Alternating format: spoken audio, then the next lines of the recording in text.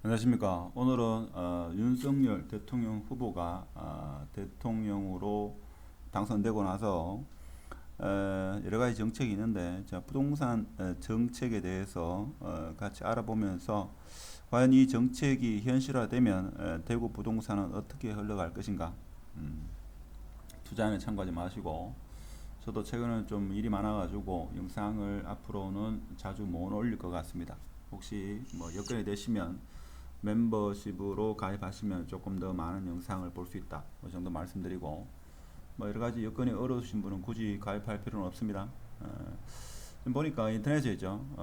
윤석열 대통령 당선인이죠. 쉽게 하겠습니다.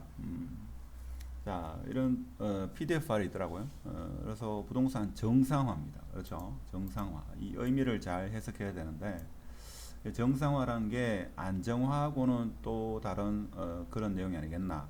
그래서 지금 문재인 정부에서 행해져 왔던 부동산의 어떤 잘못된 정책을 정상화시키겠다, 이런 의미로 저는 해석을 했습니다. 뭐 해석이 맞는지 모르겠습니다만은 일단 그렇게 보고, 지금 내용이 상당히 많죠. 상당히 많습니다. 많은데 지금 주택 공급, 뭐 재개발, 재건축, 리모델링, 일기 신도시, 뭐 이런 내용은 사실 지방, 특히 대구 부동산하고는 상관이 없죠. 사실 상관이 없습니다. 제가 볼 때는 요 위에 네 개도 상관이 없고, 주택 임대 시장 정상화, 임차인의 주거 안정 강화, 이것도 제가 볼 때는 대구 지금 물량이 많기 때문에 크게 연관이 없다.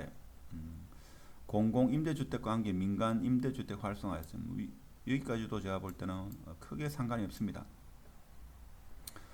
실제 상관이 있는 게 이 두 개라고 저는 보는데, 공시가격 환원하고 부동산 세제를 정상화시켰다. 그런데 세법이기 때문에 국회를 통과해야 되기 때문에 이것도 어떻게 보면 좀 미지수죠. 어떻게 될지 모릅니다. 그래서 대구 부동산과 직접적으로 바로 연관이 되는 건 제가 볼 때는 요거죠. 주택 대출 규제 완화, 이겁니다. 요거 한 가지.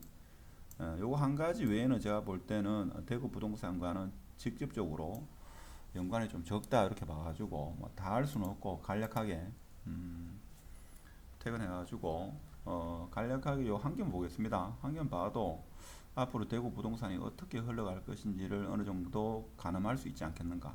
뭐 제가 뭐 알고 이야기하겠습니까? 내용이 있으니까.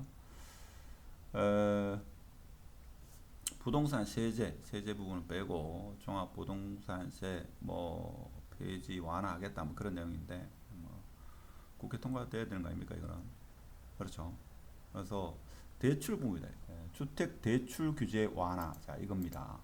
완화와 다양한 주택 금융 제도로 주거 사다리를 복원하겠습니다. 그래서 대출이 안 되니까 청년들, 뭐 신혼부부, 그리고 뭐 그와 관련된 그런 분들이 집을 이사를 못한다. 집을 마련을 못한다, 이거죠. 문제점이 이겁니다. 문재인 정부의 부동산 정책 실패로 주택 가격이 폭등해서 청년 신혼부부의 부모의 도움 없이, 부모 찬스 없이 저축만으로 내지 못한다, 이거죠. 그래서 청년 신혼부부들은 금융 지원이 필수임에도 지나친 규제로 주택 구매와 주거 상향 이동을 제약하고 있다. 자, 이러한 문제점이 있으니까 어떻게 바꾸냐. 자, 이 부분이 제가 볼 때는 대구 부동산에 상당한 영향을 미치지 않겠나, 그런 생각이 들죠. 먼저 생애 최초 주택 구매 가구의 LTV 상한을 80%로 인상해서 자산이 부족한 청년 신혼부부에게 내 집 마련 기회를 확대하겠다 하는 겁니다. 현실화될지는 뭐 지켜봐야겠. 근데 이거 대출 부분이기 때문에 의지만 있으면 바로 되는 거죠.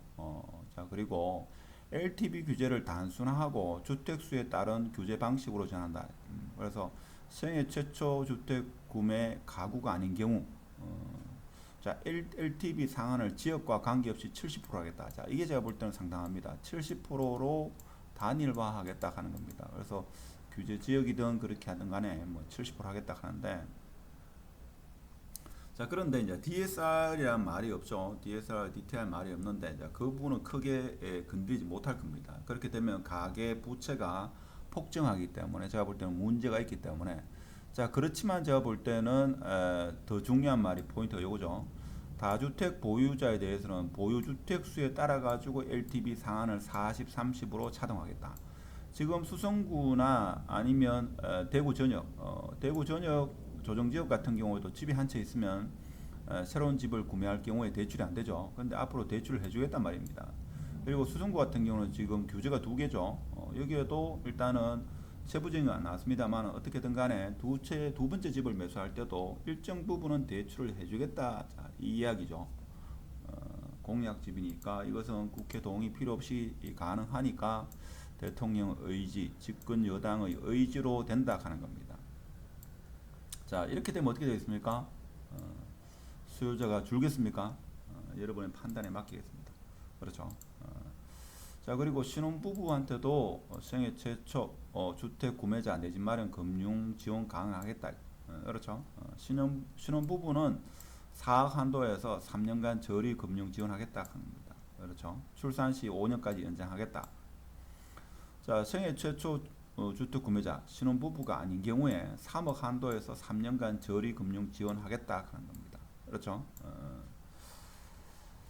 자, 그리고 청년 신혼부부 전세 대출 및 대출 상환 이자 지원하겠다 하는 겁니다. 하여튼 이렇게 되면 어떻게 되겠습니까?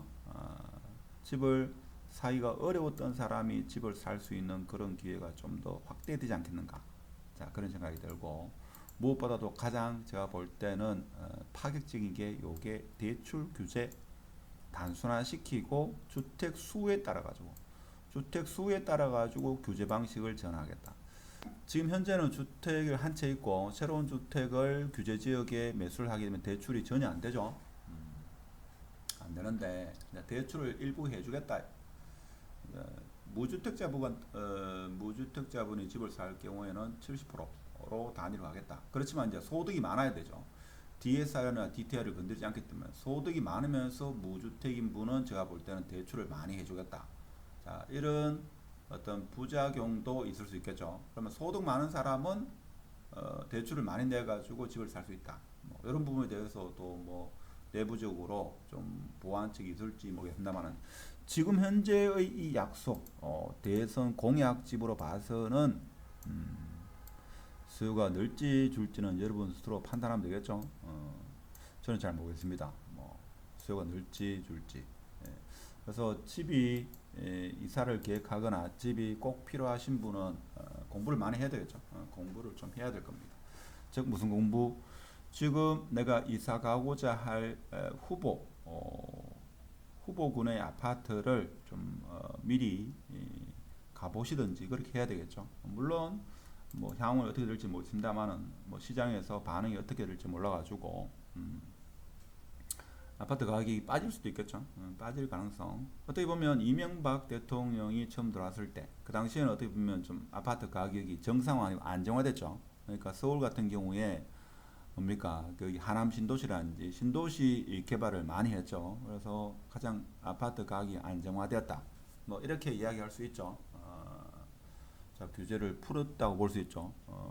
그래서 신도시 아파트를 많이 지어가지고 자, 그런 상황인데 대구 부동산 규제를 완화한다. 단순한다. 70% 단순한다. 자, 주택 수에 따라 가지고 그래도 대출은 조금은 해준다. 자, 이 이야기가 앞으로 대구 부동산에 제가 볼 때는 결정적인 영향을 미치지 않을까 그런 생각을 해봅니다. 하여튼 부동산 공약집이 있길래 다른 내용도 많이 있습니다만 너무 내용이 좀 많아가지고 대구 부동산에 직접적으로 영향을 줄 만한 내용이 제가 볼 때는 대출 규제 완화가 아니겠는가 그런 생각이 듭니다. 세법은 국회에 연관이 있으니까 빼고 자, 그래서 앞으로 올해 내로 대구 부동산에 변화가 분명히 있으리라 생각이 들고 저는 잘 모르겠습니다만 여러분은 다들 해박한 지식을 가지고 있으니까 이 내용을 봐서도 대구 부동산이 어떻게 움직일까는 스스로 알 수 있을 거라 생각이 듭니다. 자, 오늘은 여기까지 하고 마치도록 하겠습니다. 감사합니다.